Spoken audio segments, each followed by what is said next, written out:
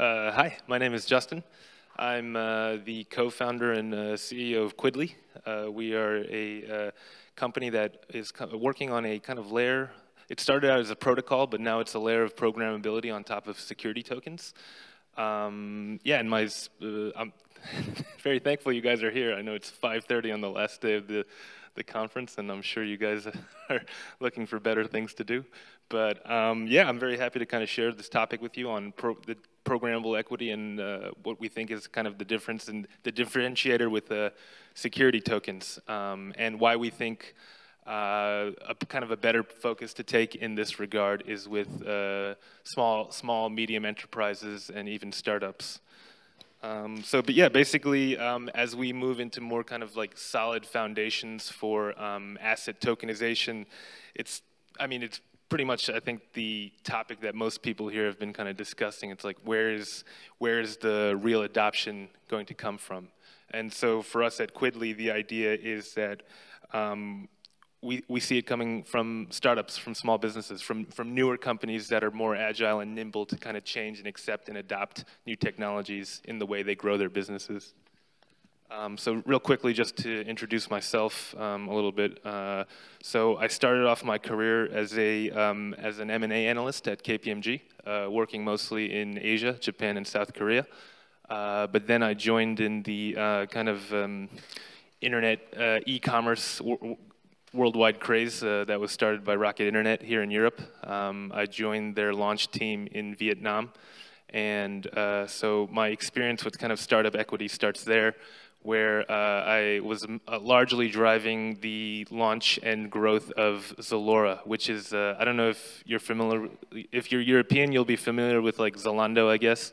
If you're American, you'll be familiar with Zappos, but I built the Vietnam arm of that, and we were acquired by a Thai private equity firm. And then, yeah, I've been in Europe for 6 years now, and got into the blockchain game last year to start Quidly. With Quidly, the idea originally was a work for equity platform.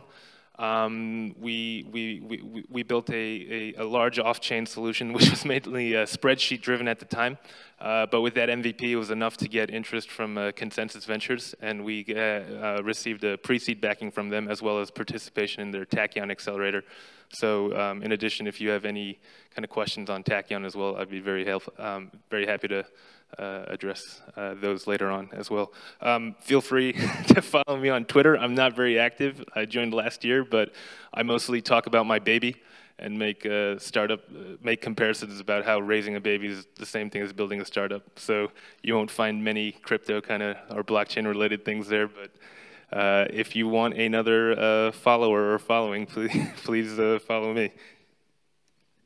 So yeah, if we get into the crux of things, for us, the real focus is on startups and SMEs.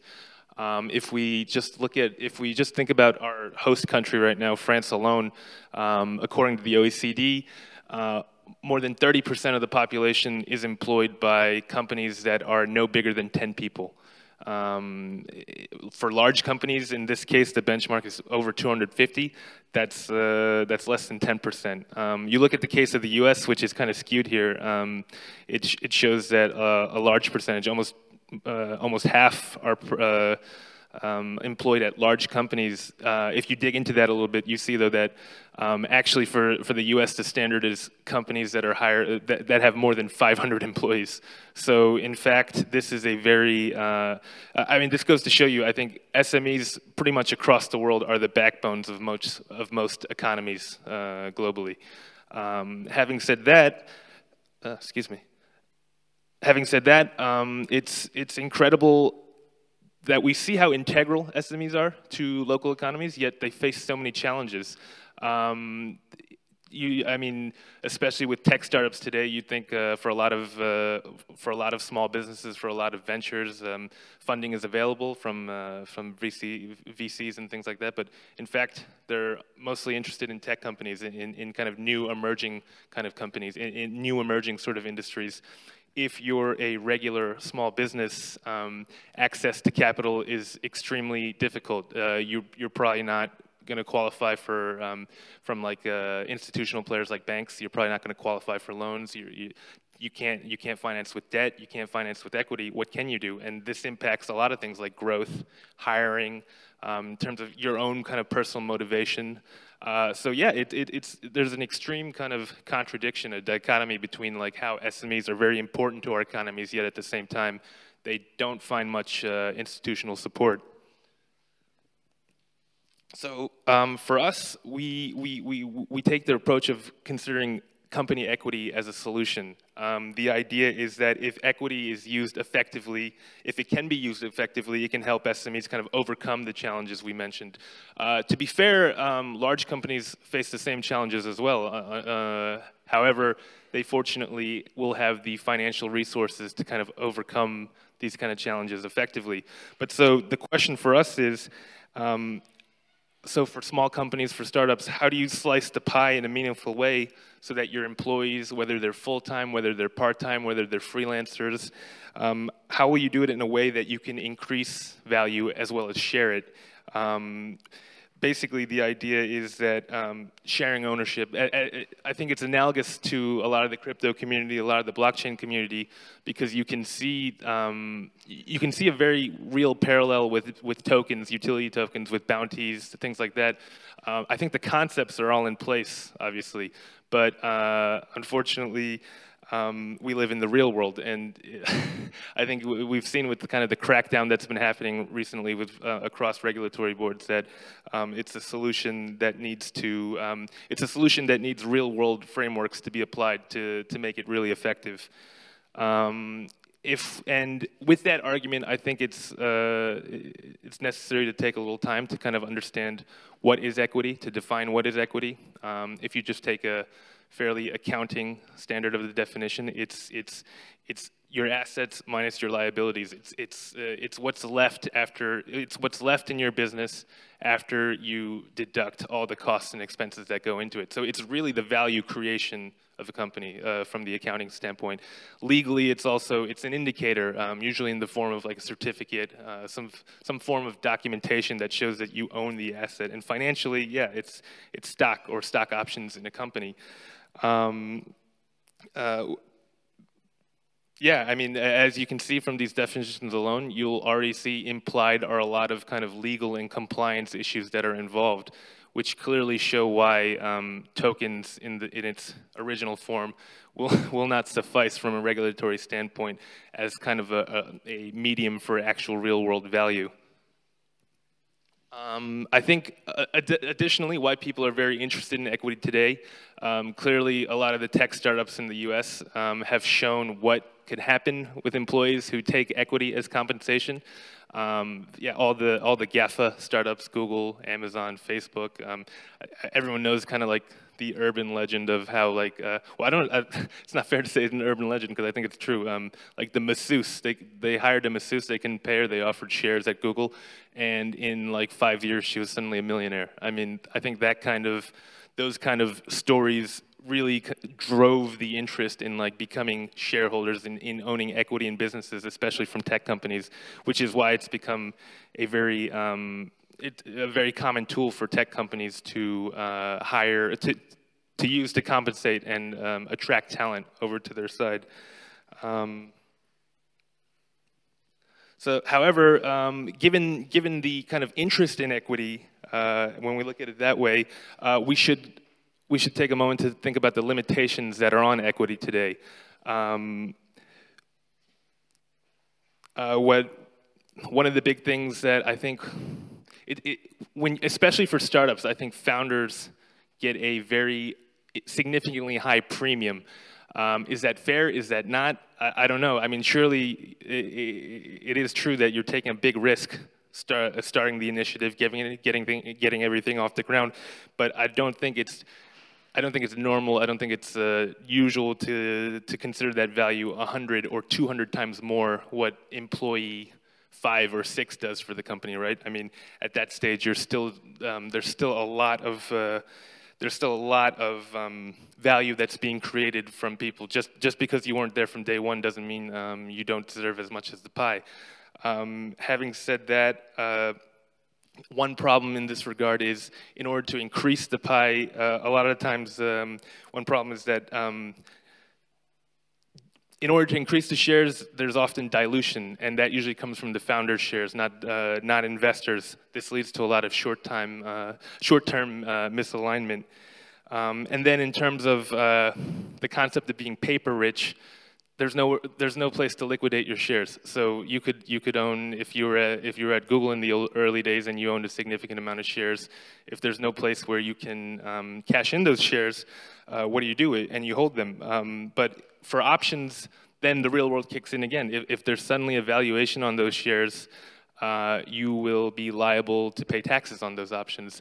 And so is that really fair? I mean, if you only have 90 days to exercise on that strike price, money to cover that, I mean, if you don't have that and you don't have the value on that, is it worth it? And so ultimately, there's little transparency because it's not in the interest of the founders to share that with their employees, and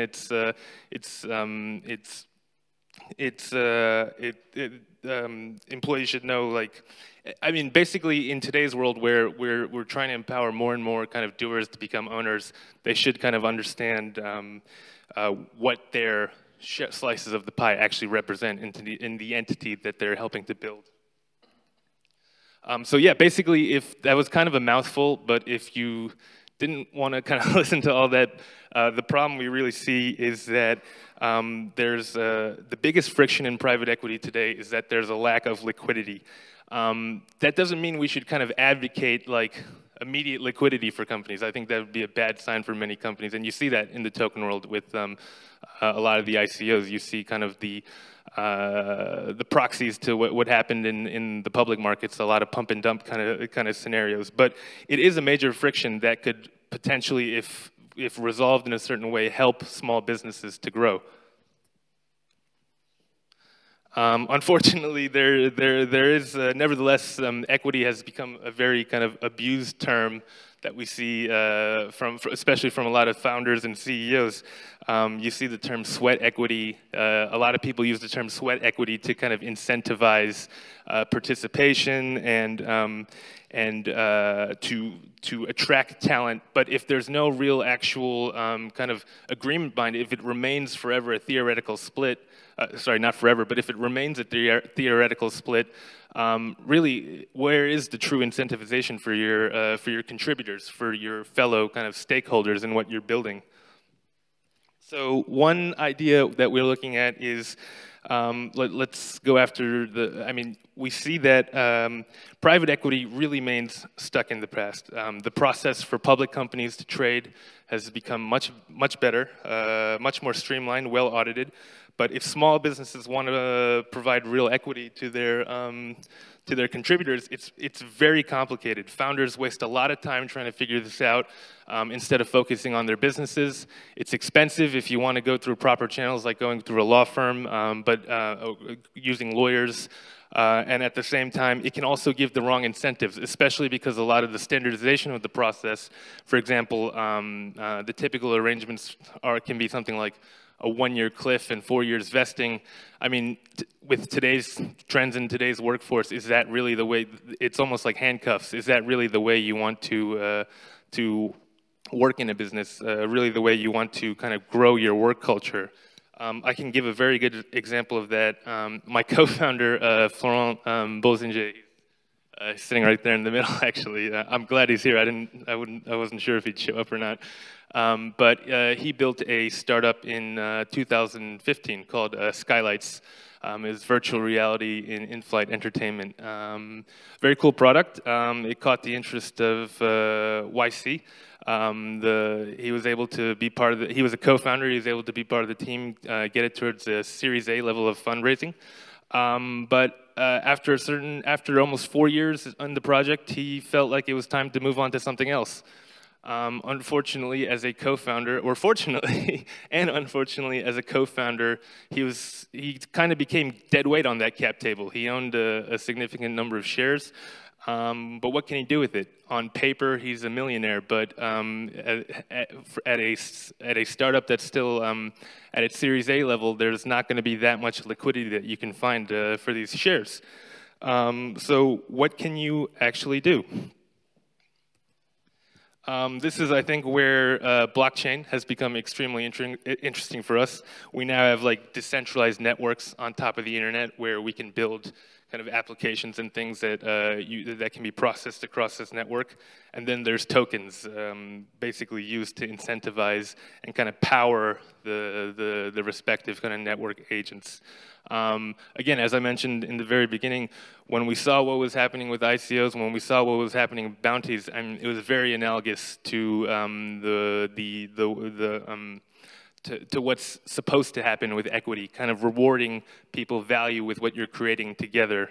And I mean, yeah, you can see that with blockchain, people are selling the tokens. I mean, this is a very recent graphic made. It's still having, it's past the bull. It includes the crypto winter, and you see people are still kind of still selling tokens in their projects in order to.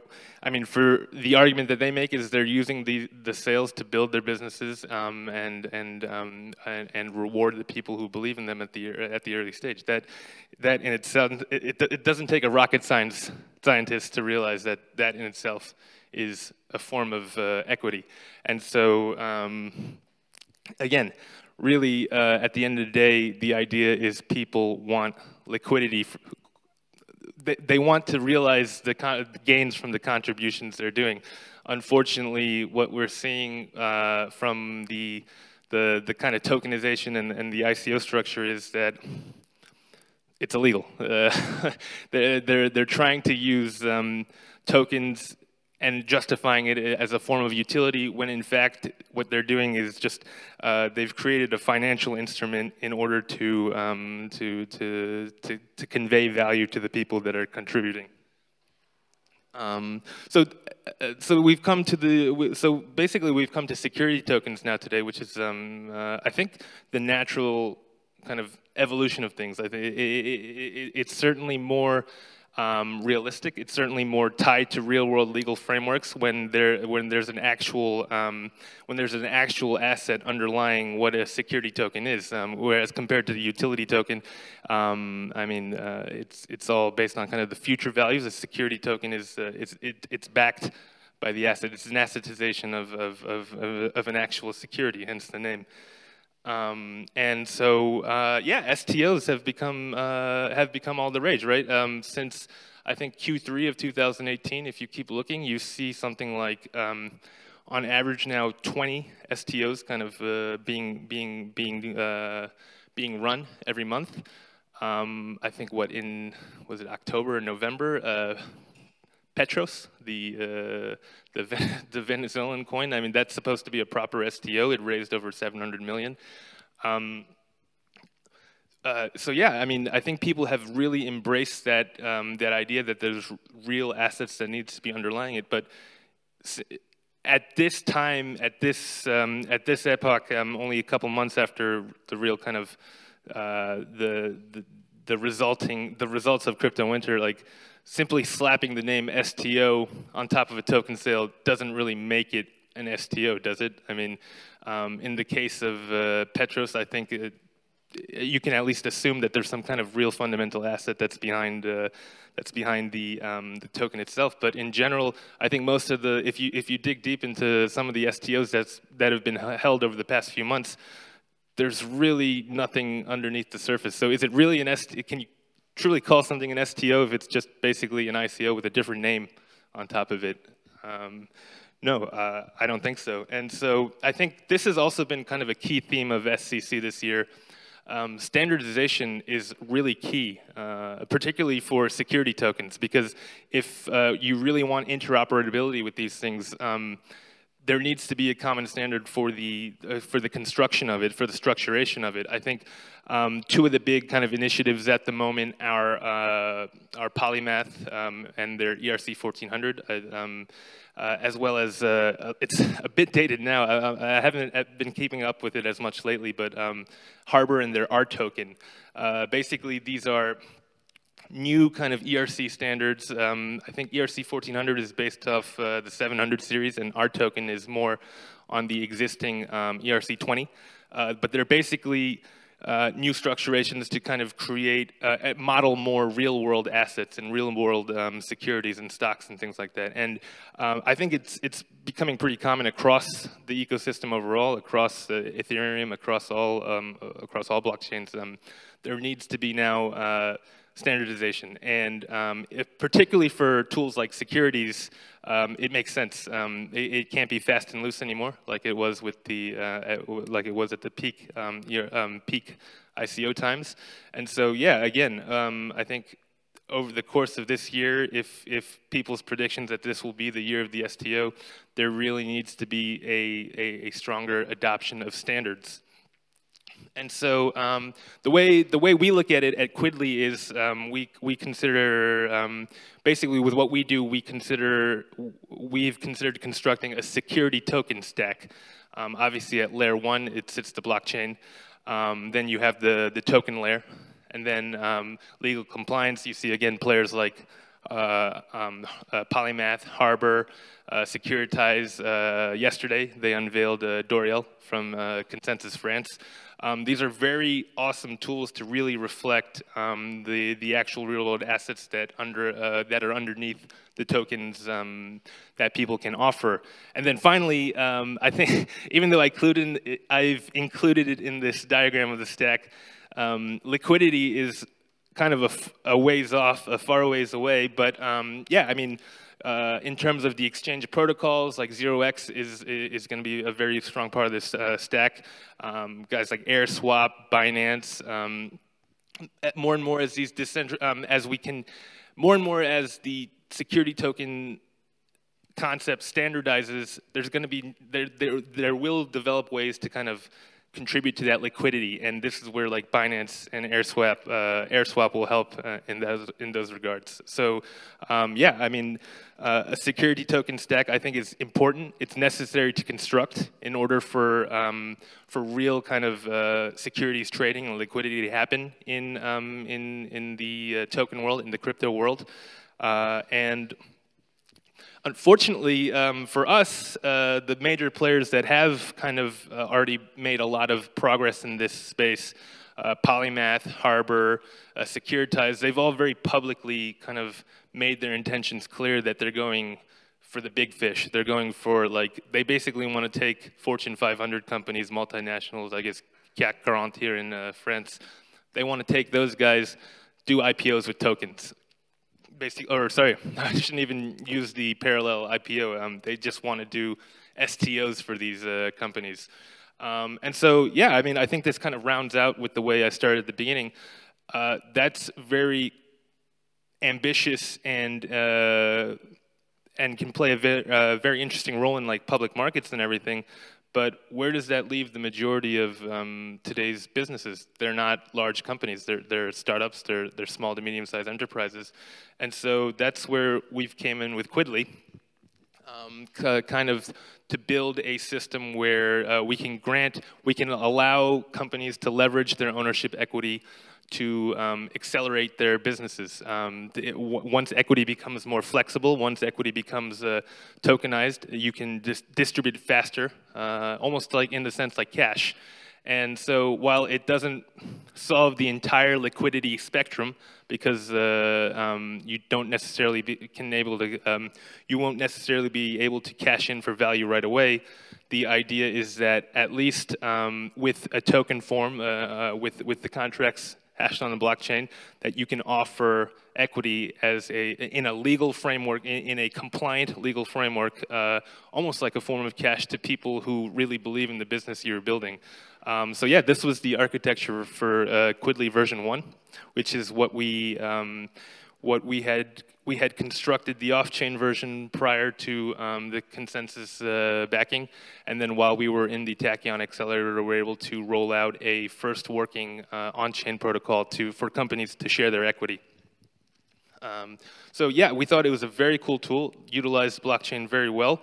It was largely inspired by, well, Florent built his last company completely on work for equity, so he had a huge vision on that part, as well as, if you're all familiar with maybe Hyperloop transportation technologies, they do a large kind of a share per hour kind of system where all the contributors can contribute on their own time, and so long as the deliveries are validated and deemed useful for the project, they would be compensated in terms of shares for the time they put in. So yeah, we built this version, but then we found that actually most companies don't want to build themselves that way. They like the idea, they like the value proposition of building companies and being compensated in terms of equity. But the entire kind of end-to-end system, it turned out to be way too granular for a lot of the early clients we were going for. And this kind of ran the gamut from like bootstrapped early stage startups all the way to startups that have already closed on Series A and Series A rounds, and even companies that weren't necessarily considered startups. They were young companies, but they already had up to 50 employees. They were very much interested in turnkey solutions for distributing equity to their employees, but they didn't want to be dictated by a system that wasn't how they wanted to split equity within their company. And so, yeah, I think we reached the problem that many people in the blockchain ecosystem today have kind of reached, product market fit. We built something really cool. We built something that the blockchain community was really excited about.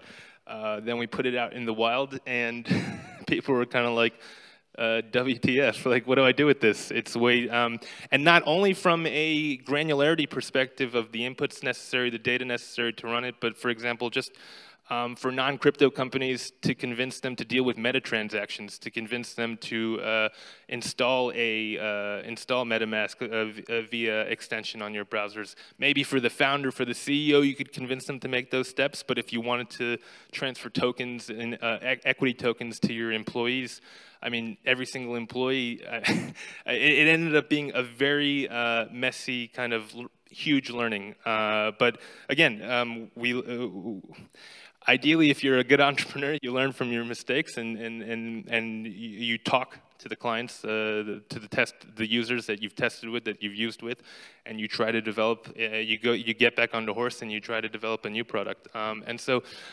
we really stripped down Quidly to be just a legal equity distribution tool, a tool to distribute equity directly from your browser. But the split, the number of shares, it's you who determine. And so we, again, we moved most of the things off chain due to kind of the complexity still with user experience that people see with blockchain. And the idea is to only really, at this stage, hash the contracts and then provide on the side, in parallel, legally binding documents that provide the real world tether to the asset that we're providing the contributors. We now release an open version. Unfortunately, with a lot of the complex, when you deal with the real world, when you deal with security tokens that need to be backed by a real world asset, this then creates complexities in terms of the legal frameworks. You need to have the documentation in the procedural way that needs to be done in each respective generation, in each respective jurisdiction, to be backed by that token. And so we had a choice to make. We started off as when we started off as an ICO company, we made very bold claims of being able to handle all jurisdictions. We shrank that down to the US and France after we decided to kind of concentrate on legal documentation. And then when we finally came down to the next level of MVP, our third MVP, in fact, if that kind of tells you how difficult it is to find product market fit, we're now on our third MVP in the span of a year. And so we made the decision to focus on Delaware C corporations in the US, just because the idea was the majority of technology companies, technology startups in the US are Delaware C Corps, and most of the processes for incorporating Delaware C Corps, for creating equity benefit plans for employees of Delaware C Corps, and distributing equity to employees of Delaware C Corps can be fairly well automated in a very streamlined way from your browser. So that's kind of the status of Quidly today, and that's kind of why we think. That's why we describe ourselves not really as a security token issuance, but more of as a kind of programmable equity tool, a way to get users used to understanding what it means to take a programmable approach to equity, just like with how a lot of crypto deals with money in that regard. We think equity can be done in the same way. And just to share, again, I think I kind of went over a lot of it in this, in just the past few seconds, but I'd be very happy to share our learnings so far. What I can tell you, what I can positively tell you right now is, we've spoken to and we've worked with almost over 100 companies now, and what we can tell you is startups, small businesses, new CEOs of the new workforce, kind of, they want to share ownership. I think it's a real trend that's happening in work today, in the future of work. People are more happy to share value with the people they work with the people who are contributing value. And definitely on the technical side, the friction is solvable. It's more the legal side. As I mentioned, the biggest friction for us today to make this a more universal tool is it's just legal jurisdiction. It's just the regulations for each jurisdiction that your companies are in. We've also learned that it's better to make the tool as flexible as possible. When we try to kind of dictate how splits were done, companies don't like that. Additionally, I think it was mentioned by, I've been in this room for like 2 speakers now. I forget her name, but the woman who spoke before me about business development. I think it's true. I mean, I think we tend to be very, what do you call it, the horse blinders? We have blinders when we come to conferences like this because everyone's an enthusiast or has a certain level of knowledge on cryptocurrency, on blockchain.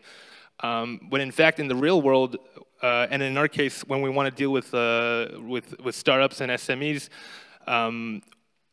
CEOs don't have time to think about like how to deal with the idiosyncrasies in blockchain, how to deal with how to handle cryptocurrencies, wallets, things like that. I think it's very. I think her advice was good. You have to adopt their language and make that. I guess that's the human layer of blockchain. Like you really have to make it convey the message in a way they understand. Because literally telling them that that there's an immutable ledger that they can put their shares so that it can never be corrupted. For a CEO, that's the least of his or her problems. So yeah, I mean, definitely blockchain Web3 elements should be as minimal as possible, I think, if we're kind of trying to continue to drive progress on Web3.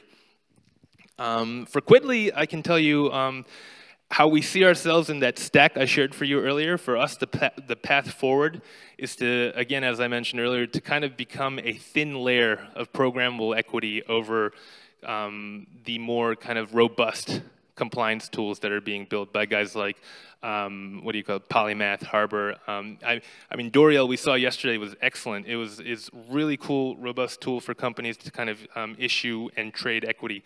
But for your average entrepreneur, for your average CEO, it's extremely complex. So there needs to be more layers on top in terms of user experience, user interface, that make blockchain applications accessible. In fact, yeah, we shouldn't even be using terms like that. That make our applications accessible. And so for Quidly, the approach we're going to be taking from this point on, as we continue developing, is to become that thin layer on top of more blockchain-oriented protocols and applications to make it accessible to normal businesses today. So yeah, I mean, I think in a long story short. For us, we see, that's why we try to kind of stay away from the security token titles, from the security token nomenclature. We've adopted programmable equity as a way to kind of explain our product. And we see that, to be honest, we see that as a bridge to tokenization. We just don't mention those parts anymore. We definitely think security tokens are the future of equity. We'll do the value pitch. We'll do the pitch that every like Polymath Harbor does. It's $1 trillion market. We definitely want to be. It's big enough that we want to be a part of it. But honestly, yeah, normal businesses don't care about blockchain. So If there's a learning that you can take from Quidly, if you're building dApps or anything today, definitely try to find real-world accessible entry points to get into building your products and your protocols and your contributions to the Web3 ecosystem. So yeah, that's about it. I hope I didn't speak too fast. I tend to, but if you have any questions or comments or feedbacks, if you don't want to ask it now, feel free to email me or get in touch with me. We're always happy to talk product and Quidly. Thank you.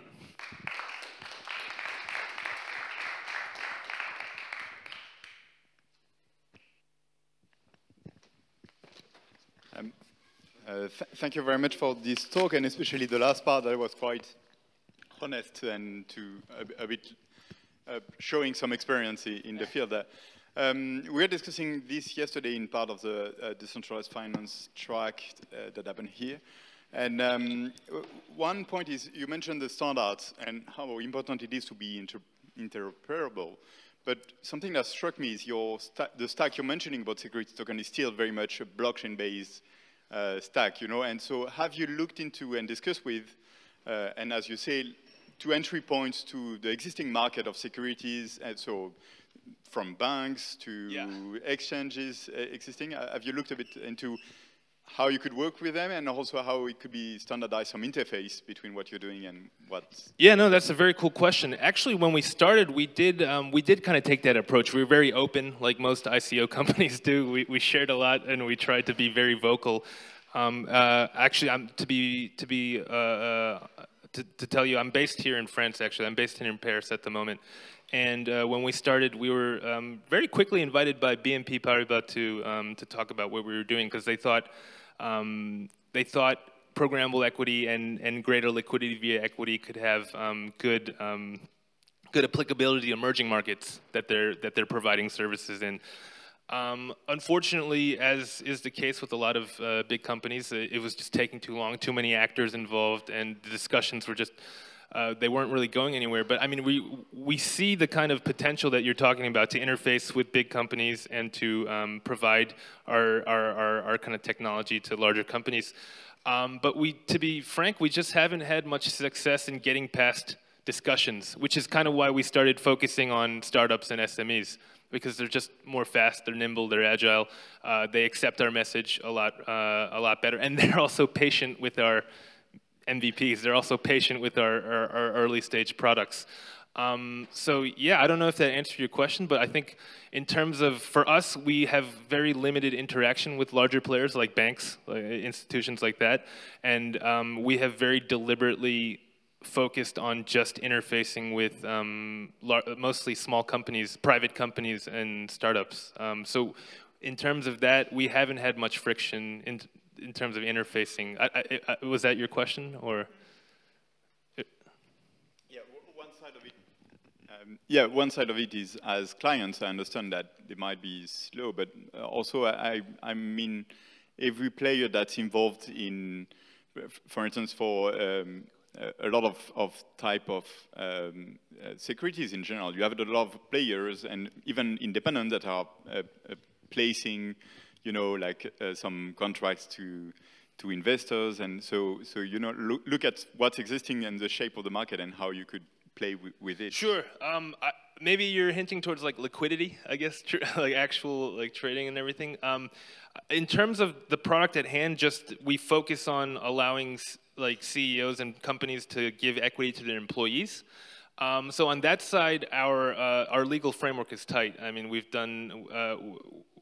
We work with lawyers, we work with law firms to make sure that end of the contractualization of the asset is in place.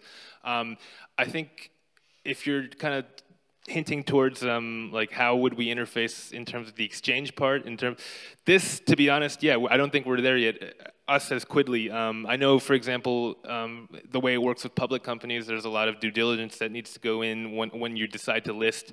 And if you're at that stage, you can probably afford financial services and service providers who will do that kind of due diligence and audits for you.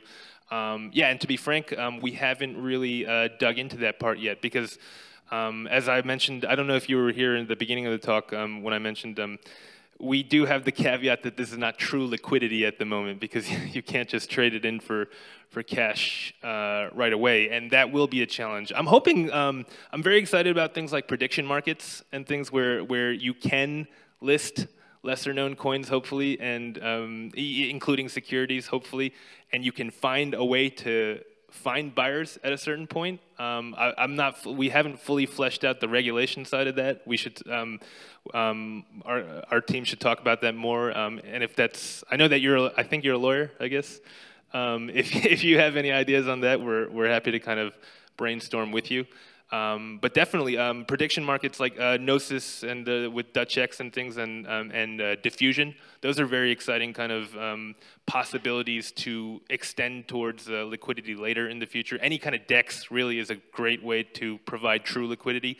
But I hesitate to say that because people get very excited when they hear things like that, like, oh, I can trade it right away, and that really isn't the legal compliant case at the moment. So in that regards, yeah, I'm sorry if we haven't provided a good answer for you.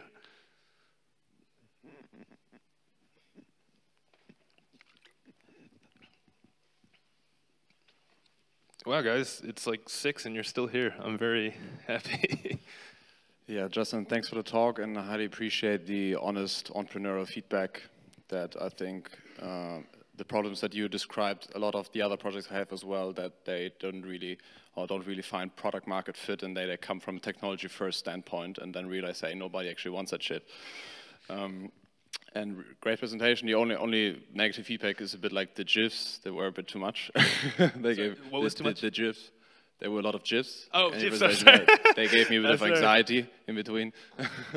But other than that, a question I had, you mentioned you guys did an ICO, if I understood that correctly. And if so, and you had a token actually, because you're kind of moving a lot of stuff off chain now, and you probably had like a token model back then, I assume. And I think this will probably be the case for a lot of startups that raised money with an ICO and have a token. What is your experience with the investors, and what are you doing about it? To answer that question, let's hope this stays in here between us. I think my co-founder Florent is always horrified when I talk about our ICO days because it's something he wants to forget. We started in February 2018, and we come from startup backgrounds. Like we weren't like OG blockchain kind of guys. We worked on other startups before. I'm a Rocket guy. He's a YC guy. We were just really excited about the fact that you could find ways to crowd fund your products, not having to deal with terrible VCs who are constantly like judging you and like shitting on your product and things like that, and not even really giving away equity. We thought that was a very kind of cool thing, and we saw the kind of parallel with bounties and everything as a way to do that. And and Florent really he's a true believer in work for equity, building companies that way. And so we saw a lot of green lights to go, and unfortunately this was February 2018, so I'm sure most of you know, by the time April, May rolled around, everyone was dying to get rid of their shitcoins and liquidate as much as the better coins as possible. So yeah, unfortunately we didn't get to go full out ICO, but we did start out as an ICO company. We even did the whole we got a lot of people to contribute to the project by giving away our Quid tokens. So we have them on our list actually still. So if you are a Quid holder, don't worry, we remember you. And during our next, ideally during our next fundraising round, we'll get back to you. But yeah. Excuse me. That was very tough. And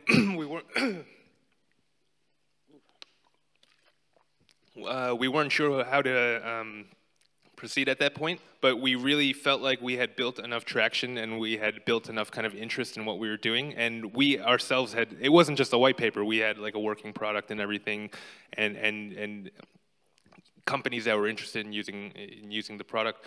So fortunately, we were connected with Consensus Ventures, and with Tachyon, I guess we were at the stage that they were looking for. They not necessarily fully scalable products at the time, but with enough interesting ideas and a good enough team, an interesting enough team that could kind of bring it to fruition. I would have to say, I mean, even within the people in this ecosystem, there's probably a lot of skepticism and a lot of cynicism and what to do. And for sure, I think Joe Lubin is a giant contributor to a lot of what's happening in this ecosystem. But really, the consensus guys, for better or for worse, are largely driving the growth in this ecosystem. So we were very happy to connect with them. Mostly very young people, so not like your typical kind, especially on the VC arm, not like your typical VCs who are, especially like in Europe, who are asking for like 5-year, 10-year business plans to how you reach profitability, especially in kind of emerging frontier tech. I would say, yeah, wherever you're from, try to connect as much as possible with mesh companies, with people who work in the mesh, people who work in consensus. Very open culture, very positive culture, very open, willing to try new things. So if you're looking for kind of investment levels now, I think Tachyon 2 might have just closed, but they're still doing other kind of initiatives to drive growth.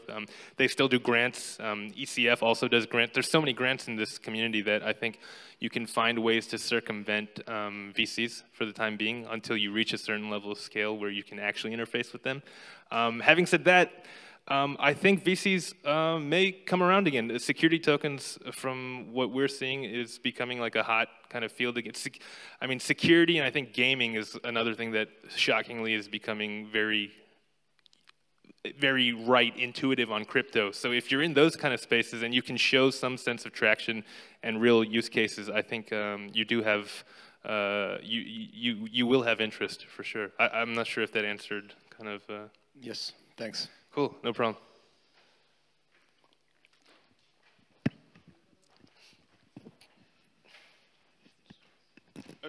Cool. Thanks, guys.